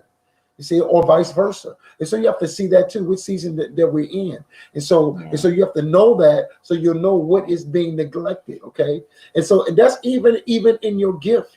Like many times I used to feel like right now, my drums are not set up, because that season for my drums have disappeared and went down. Now God may have me set them up one day, but I have to know when that shift comes. That there are times I haven't written a new book in a while. Okay, I'm about to release another book, but I've written so many books, I cannot write a book for the next 10 years and still put a new book out every year. But there's times when I'm not feeling that writer's crave. And so you have to understand that. And even in your marriage, there may be a time that I remember a time, one of the seasons in our marriage, we used to go fishing almost every day, every other day. It was something that we did consistently. Then it shift, and we ain't been fishing in a while. We didn't even got a fishing license, but there was a time when that was something that we did all the time. See what I'm saying? Now we neglect because you know I love fishing. You know, we went skating, and the last time we went skating, I said, you know what, this is it for me. I just feel like my time for skating is over. And I didn't get on. And she didn't get on, and I gave my skates away. See, it's being able to handle it. Why? Because you're not gonna rob me and make me think that my wife don't love me, or we never spend no time together. We never go. There was a time we went out to dinner all the time, and guess what? That season shift too. And we started staying home. You got to be able to do that. If not, the voices of the enemy will rob you out of things, and y'all could be at a great place, but those minds and those voices make you thinking that y'all not there, and y'all was at level 10. Those voices made you think you was at -4, and next thing you know, you talk yourself down to -4. That wasn't even the truth. You let a minor become a major because you really didn't examine it. Like you knew you was tired. Well, the last 3 days you've been paying me no attention. The last 3 days you've been falling asleep. You don't make a problem out of an old memory. You trying to, well, how we used to do. We are older. You advancing. Things are shifting, and you got to be honest with that. Because one thing about that, let me tell you something. That's why there's so many struggles in marriage. You were talking just now, man. I was just getting it. That's why there's so many struggles in marriage too. Because you know why? Because we don't shift. Right. And this is what happens in the marriage, in the relationship, in life. It doesn't even have to be marriage. This is why it doesn't move, because we're still wanting to do the familiar things when progression is knocking on our door. Wow, that's good, baby. See, progression is calling you forth to progress and go forward, but we're still trying to live in the same cycle in which we've been living in when progression is trying to pull us forward. That's why we don't, you know, that's when the frustrations and all the other things come about, is because now, you know what, I'm still trying to be here, and here, when progression is telling me to come there, there, and there. Right. And I'm still trying to work. I'm still trying to make what worked for me 5 years ago work for me still today. And it's that season of your life is up, but when you don't acknowledge it and you don't even recognize it, then you find yourself going round and round the same mountain. Good. And what happens is it is releasing. Every time you go around that same mountain, it's releasing things in the atmosphere. Because why? I'm still on that same trail. I haven't moved. I haven't progressed. So what I'm doing is now, while I'm spinning, going round and round, I'm also releasing. So when I'm releasing my frustrations and my mishaps and my anxiety and all my other things that's weighing in on me, I'm releasing them to my atmosphere. And then not only am I here by myself, then my mate is here. But that spirit of what I'm releasing is in the atmosphere and it's laying dormant and it's waiting for its opportunity to attack the mate. Wow. That's what happens. So now here we are, and this happens. Now we're in oneness in that state. Wow. Wow. Because guess what? We're thriving off the same spirits. Right. Wow. So now we're frustrated and we're still what? And now that has called us to be the oneness, but in the wrong place. Right. See, when we should be oneness in the whole place, we're being one in the frustrated place. We're being one in the place of anxiety. We're being one in the all the things that's really tugging and pulling us out of the will of God. Wow. That's really tugging and pulling us out of our comfort zone. Was tugging and pulling us out of our, out of our peaceful place. Tugging and pulling us out of our domain, of our lifestyle and our commitment and our union. It pulls us and pulls us and pulls us until now we've moved over to this room. Right. And but we're still living. So yes, we're living in and that's what happens. Yeah. That's what happens. Because it becomes, she just really gave you Adam and Eve's story. After they went against God, they were still oneness in the wrong place. The Bible says they sowed fig leaves. They was in agreement to cover themselves when they should have been in an agreement of God's glory. See, their eyes were open. And so they stayed in oneness, but they was out of the will of God. Yes, and the enemy wants you to operate under his system in oneness. He wants the same thing God has. And so now y'all in oneness with that mindset, with that demonic activity in that, and don't realize. So y'all sowing fig leaves together. You see what I'm saying? Yes. Yeah. Like y'all. And once again, together, the two became one. One, exactly. And what should have been used for the benefit of the kingdom become beneficial to the kingdom of darkness. Yeah. And that's very key. Because we don't understand that even as being married, that's the thing is when we see even in that place when one is doing whatever, we still have an obligation to still stand in proxy for that one because we are one. So what we need to do is really that we have to understand that there is warfare in marriage. There is warfare. We have to go to God. We have to go spiritual warfare in marriage. We can't just get frustrated and throw in the towel and say what we want to say and do we want to do. No, because you have an obligation to that mate that you start to pull down all the spiritual things that's necessary and required to cover that mate. And as long as we're not doing that, we're leaving them uncovered. We're leaving them uncovered. But we have an obligation as a husband and a wife, to cover one another in the good, in the bad, and in the ugly. We still have that obligation. So if we leaving our mate uncovered, we can't just keep going, yap, because we're adding fuel to the fire. But what we need to do is even if sometimes you're going to have that mate, they may get a little stony, they may have a little rebuttals and what have you, but it still doesn't take you out of the place of where you're supposed to be in God concerning that person. And if that person is hard, have gotten hard-hearted, not even hard-hearted, but a stubborn will, because it takes a lot for you to get a hard heart. So we don't want to give them that definition, but if they get to the place where they just want to be stubborn, you still have the obligation to go to God. You still have the opportunity. The opportunity doesn't go anywhere, but you still go to have the opportunity to go and intercede. And when I say the woman is the intercessor, the man is also the intercessor. The husband is the priest, but he's also an intercessor. So the woman, you're the intercessor. So husband, intercede on behalf of your wife, Right. and wife, intercede on behalf of your husband, because we're both still required to do it. Right.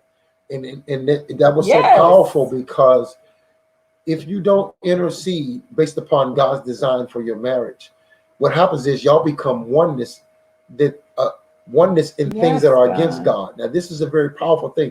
And so what happens when the thief can rob you out of y'all fighting for the right things, and he can bring y'all into oneness for the wrong things, then he threatens, if you ever decide to do it God's way, he threatens you to lose the marriage.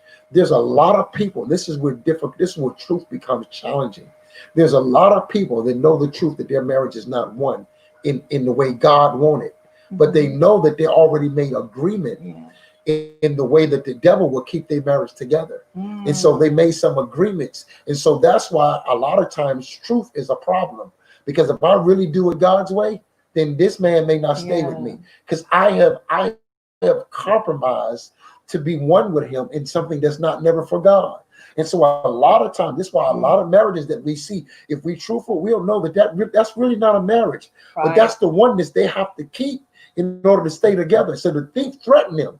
Okay. And when you should have shifted and prayed for your mate, you agreed with your mate. That was the problem. And so when you agree with your mate against God, now you got to stay with that agreement in order for your marriage to stay together, which really is not a marriage the way God designed you. So you never really become the woman God called you.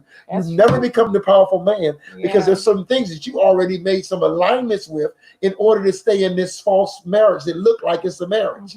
You see? And so then the thief says, I've already robbed you because you didn't trust God's system to repair this marriage.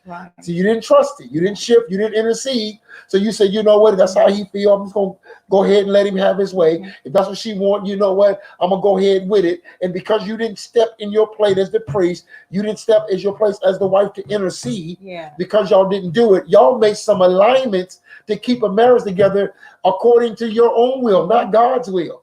Now the thief threatens you. I dare you say you're going to trust God and you're going to do what God say, regardless if your husband or wife don't like it or not, because I'll break this marriage up. So now you have to stay in alignment the wrong way to save something that's really not working. And you're miserable, and you cosmetic, and you smile in front of the people, and everybody think y'all got a wonderful marriage. But the truth told, what y'all have to do to keep this facade up is because you didn't want to do it God's way and trust the interceding and praying on my face and believing God for a change to sanctify my husband or sanctify my wife. You didn't believe that. You compromised, thinking if you compromise, I'm gonna keep my marriage. And now y'all got fig leaves on, y'all out of the garden, y'all building cities, but you're never back in that place God put y'all in. Adam and Eve never went back to the garden. They never repented, and they went on about their life. See what I'm saying? And a lot of times that's the case. And so now you can never do ministry the way God called you. You can never start that business. There's many things you can never do certain things. You can never show your love that God wants you to show towards your children, because you made some agreements with him or her to keep this marriage up, and you didn't trust God's way to do it. And so now you're threatened by the enemy. I dare you to trust God. I'll have him walk out on you. Go to another service and watch he walk out on you. See? And so now you are afraid to be you. You scared to be you. You're afraid because you made an agreement against God to stick with that man, stick with that woman. And I'm telling you this by the Spirit of God. Many of you are not married right now, and this is where you at in your dating. Do not sell out to get a husband. When you get the marriage, you're not going to be happy, because you don't want to trust God now, because you want a man so bad, you want a wife so bad that you're going against God to get him. And then you're gonna have to keep that agreement. You're gonna have to go against God to keep him, because you went against God to get him. Yes. We'll talk. To get, oh God. Yeah, you go against God to get him, you're gonna have to deal with everything. Oh my God. And that's the thing, because when we go against the principles of God, and God has things that he's already designed for marriage, and then especially when you're in the knowledge of knowing these things, and then you go against Right. the principle of God to do what you want to do. Right. Man, let me tell you something. The enemy is waiting, and he's He got. can't wait. You're gonna He's gonna have. go havoc. Yeah, and this is what he's gonna do. You're gonna see it from the place, just from the place of. You may even have the time where you're feeling, I'm feeling a little bad because I did this, and then we want to call it conviction. Stop it. Right. You already knew what you were doing. Right. But then here's the thing. When you do it out of the will of God, especially when you've been warned spiritually and you do it, the enemy is going to wreak havoc. And I'm gonna tell you why. Because he sits back and he waits. Because when you did that, you gave him keys to your house. Oh yeah. He don't have to be the thief now. He don't have to break in. You gave him access through that act. Right. And really the key to your when you do that, the key to your door fits his kingdom. That's right. That's what it does. That's right. The key to your door fits his kingdom. Because every time you walking in there and guess what? He furnished your rooms. He did everything. Yeah. He furnished so you your unlock house. his kingdom. Right. Absolutely. You unlocked his kingdom. So every time you stick your key in that door, you're walking into his kingdom because he's residing there. Right. He's residing there. Right. That's why. That's it. So that's the things that happen when we go, contrary to what God is telling us to do. When God said, don't. I don't care how much you think it, you like it, or how bad you might think you want it, or you don't feel like you have time, or you don't want to wait no longer, or whatever. If God says no, it's no. And then this is what's going to happen. God is not obligated to co-sign on your mess. Right. He's not. Right. Because I've already given you the way of escape before you entered in. Right. And you didn't take it. That's right. You chose not to take it. Right. So then this is what happens. You got to deal with it. Right. But guess what? Right. Even though you did, you're still under the statutes of marriage now. Right. And under the statutes of covenant. Right. Whether it be good or whether it be bad. Right. Even in the good marriages, the same things that apply to the good marriage applies to the bad. Right. Because it's a marriage and there was a oneness that took place. And now you got to trust God for how you're going to deal with something that he didn't co-sign. Because you still can't walk out. You can't walk out because you're mad. You can't walk out because you made a bad decision. You still got to deal with it. Always say, if you move in a house that God is building for you, but you move in it before it's prepared, you got to deal with that. Okay, because now you're in a house that God is building a house for you. He's trying to build a marriage for you, right? But you want to move in it prematurely, so the roof ain't done. So now you're complaining about it's raining and the floor is toe up, and you complaining about that. You wind up living in a gutted property. Right, right. And then now y'all fighting about things that y'all would have never been fighting about. Y'all could have enjoyed the first years of your marriage, but y'all fighting over roofs and water in the house, and the bed is wet, and you know what? You didn't brought me to this house when God told you he wasn't done.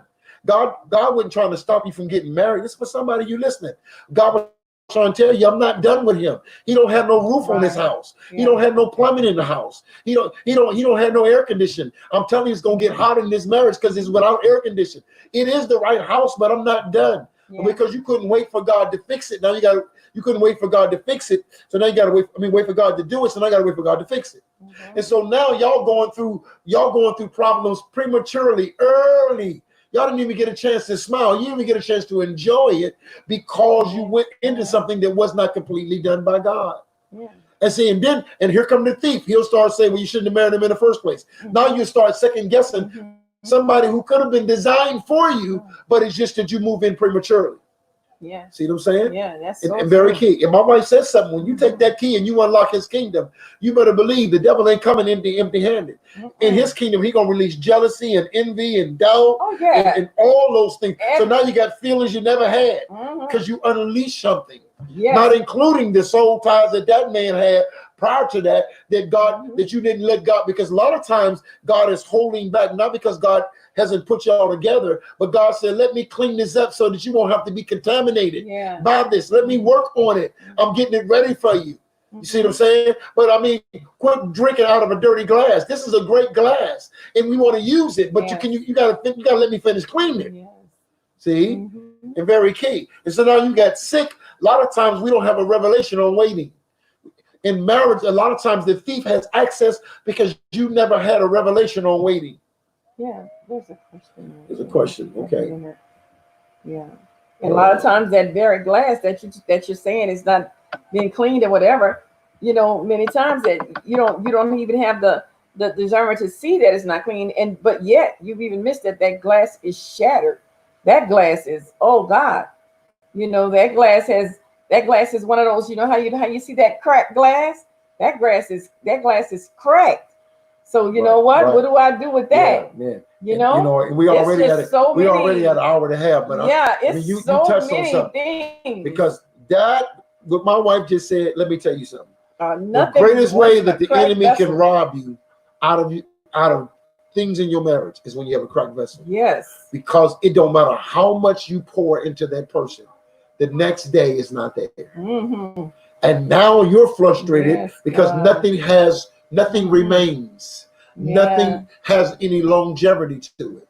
And so you may be feeling, if your wife is cracked, you tell her you love her on Monday, on Tuesday she said you didn't tell me you love me. You tell her you love her on Tuesdays, on Wednesday she said you didn't tell me you love me.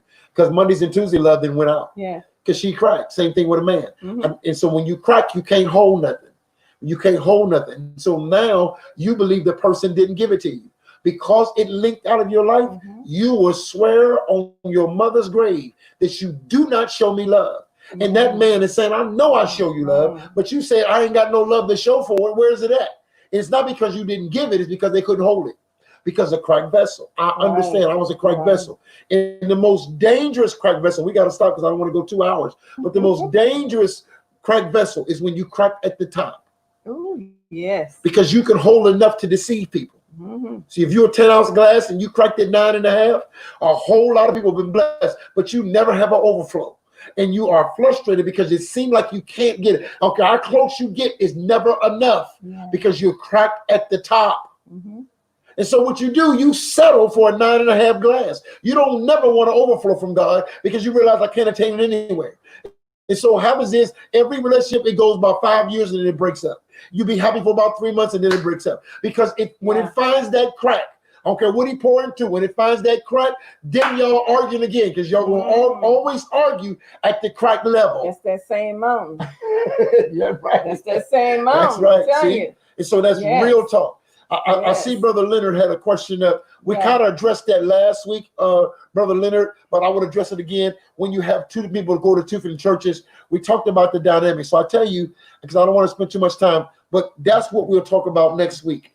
I promise to write that down, and we'll go through. I'm gonna list 10 things that is negative when you at separate churches. And I want to show you that, and maybe more. But we're gonna write down the challenges of being at a different church. And then maybe let's do this. We're gonna play devil's advocate in a sense. We're gonna deal with why being at separate churches could be understood. Let's try to find something that could understood. So I'll give you an example why being at separate churches. Sometimes you have people that, let's say the husband is in the military and he's in a different location. And so he's at one church because he's at a different location and she's at there. Okay. Let's say that could be the case. Let's say that you was a minister at a church. You've been there for 10 years. You have a lot of responsibility at that church. You finally meet somebody that you like. You start dating her and she's at a church and she's been faithful at that church.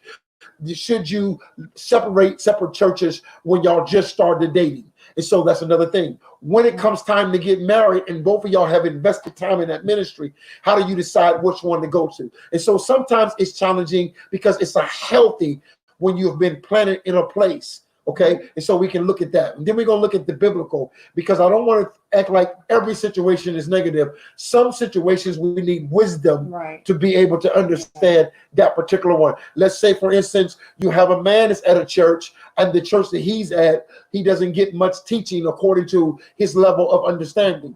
The wife is at a church and she gets powerful apostolic and prophetic understanding. But the husband may not want to leave that man of God, because even though he don't get the teaching that he should, that man needs him.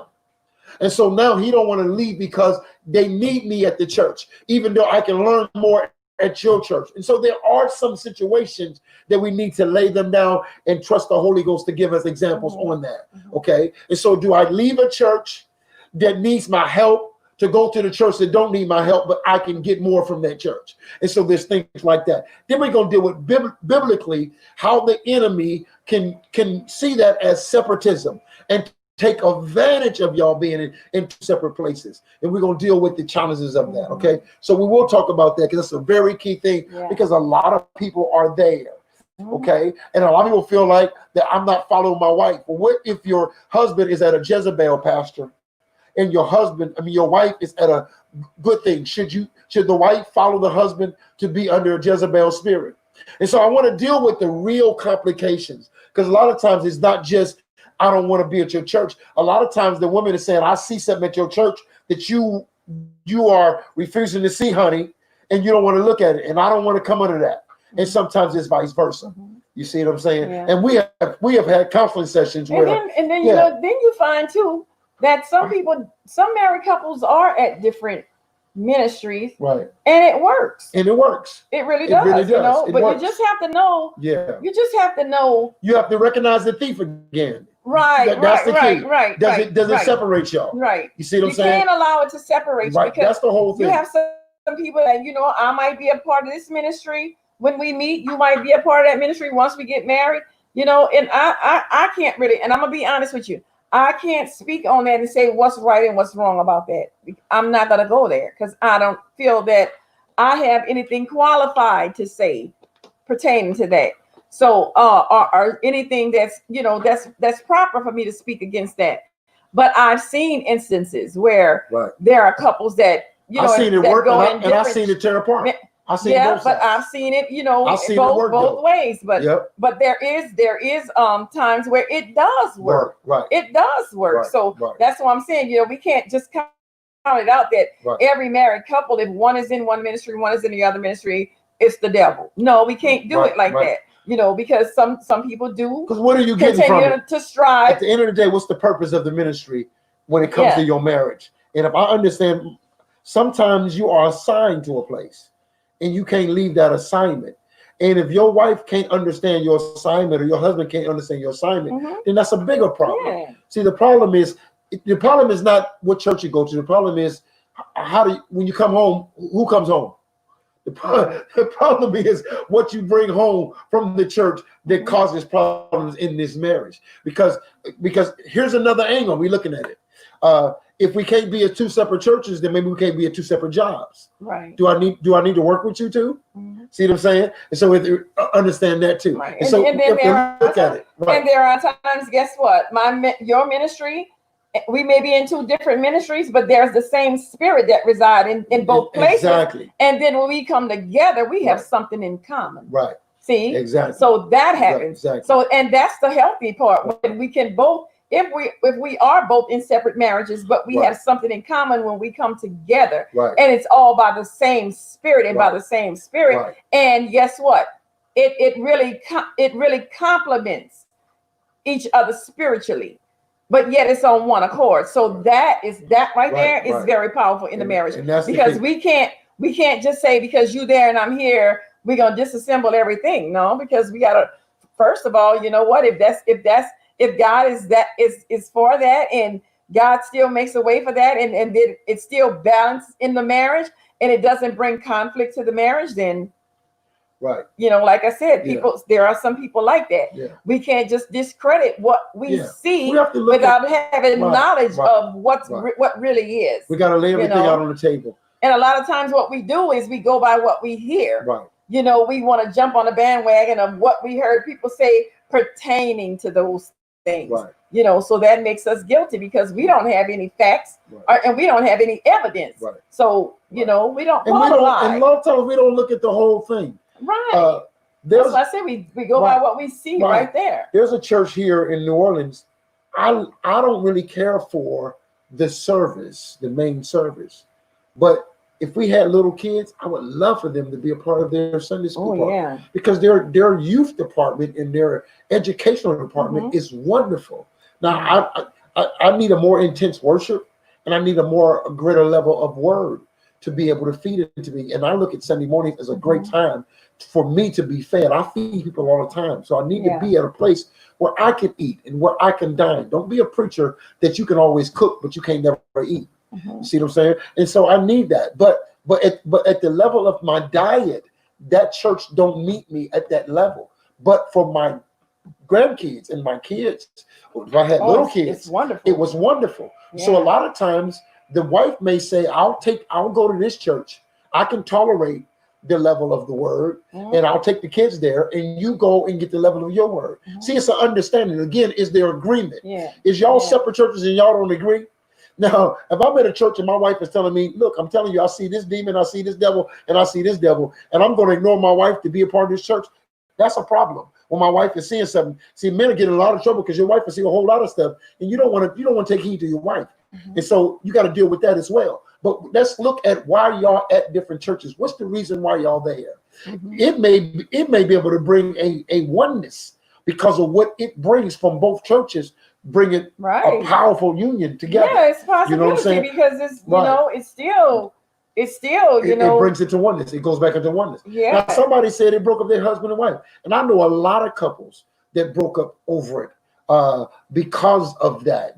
A lot of men want their wives with them. They don't want their wives as powerful as their wives is. I don't want my wife to be powerful in another man's ministry and can't be powerful in mine.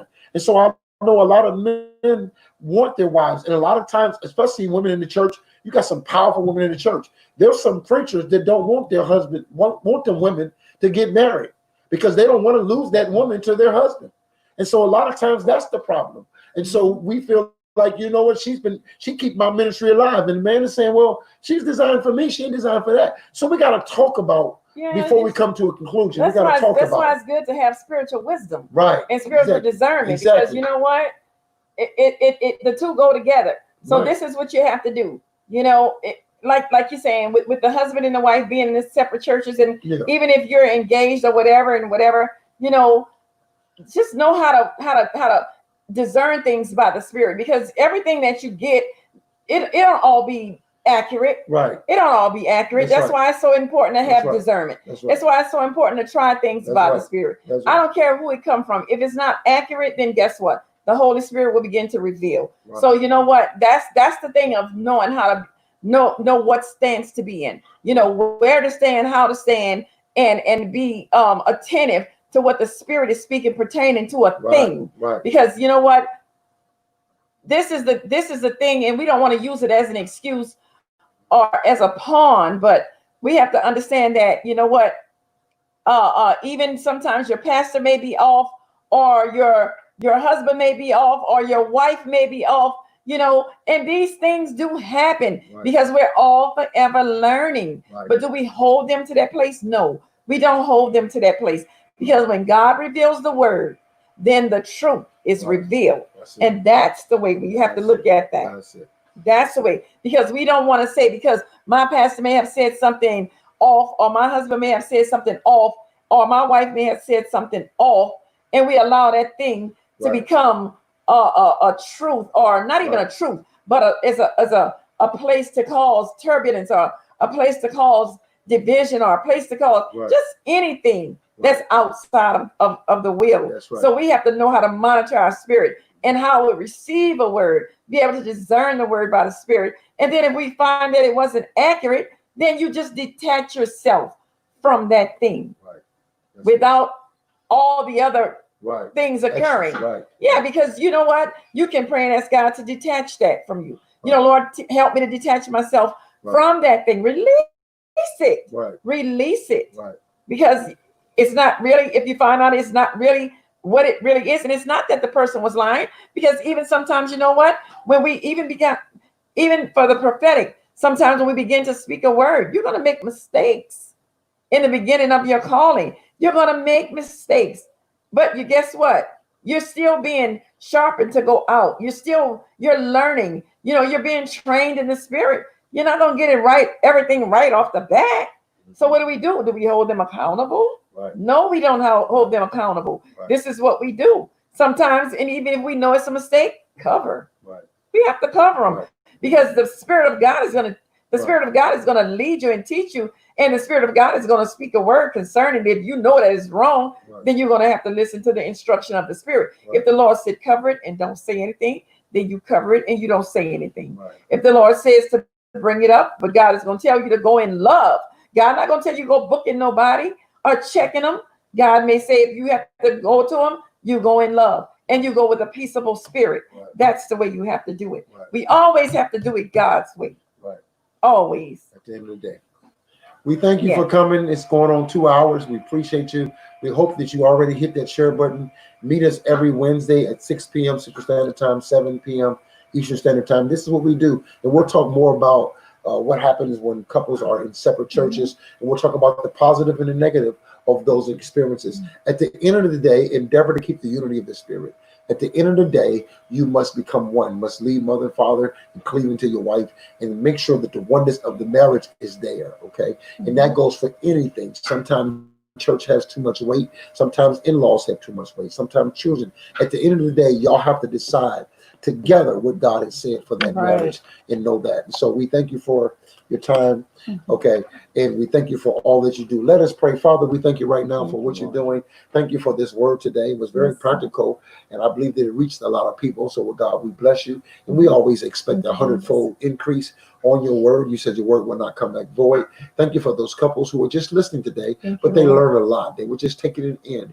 They didn't make a lot of comments, but God, we really was able to turn some things around. Some things were able to now come back to you in prayer. Some things that they're not going to bring up, but they're going to go to you in prayer. And so we thank you, Lord. We thank you, Lord, that the thief does come to kill, steal, destroy, but you come to give us life and life more abundantly. And you are the good shepherd. If we come in by you through that door, God, you will save us and redeem us and keep us. You promise never leave us nor forsake us, God. So we thank you for all the marriage and all those who are planning on to be married, God. All those who may be hurt from marriage. You begin the healing process. And we thank you, Lord, that you're doing it. And thank you for this ministry. Thank you for those who pray for us. Thank you for those who help us in comments and those who give us scriptures. We thank you, Lord, that every joint supply. And we bless your name and we give you honor for the greatest thing you've ever created was family and one. And your prayer was that make them one as we are one. So thank you for the oneness, God, that we're turning some things around in our understanding of marriage. At the end of the day, we want you to look at us and see the reflection of yourself. And so we bless you. In Jesus' name we pray. Amen. Amen. God bless you. God bless you. We love you. Meet us tomorrow morning. We'll be continuing on. We're going to come out of, I think we're going to come out of Proverbs chapter 13. And we're going to move towards verse 2 tomorrow. Proverbs 13, read the whole chapter. We're going to deal with verse 2 tomorrow about things that you should speak good things out of your mouth. We're going to deal with that verse 2 tomorrow. And we'll also be on Berean TV tomorrow at 7:15 Central Standard Time, 8:15 Eastern Standard Time. We're still talking about pain and indoctrination. I'm going to go over some other scriptures that may have put us into captivity because of what we were struggling with. Most of the time you went off because you couldn't deal with your own issues and you found a way to justify your flesh. So we'll be talking about that tomorrow as well. So thank you again. Please hit the replay, watch it over. Remember, if you're on YouTube or Facebook, not only subscribe to our channel, but also hit the notification button. That way you'll be notified. Every time we do any form of teaching, you'll be notified. So not only become a partner through subscription, but also hit the notification button. So whenever we come on, you'll be notified that we're on live, okay? And so we thank you for that. Keep us in your prayer. We love you. God bless you. Walk in God's favor.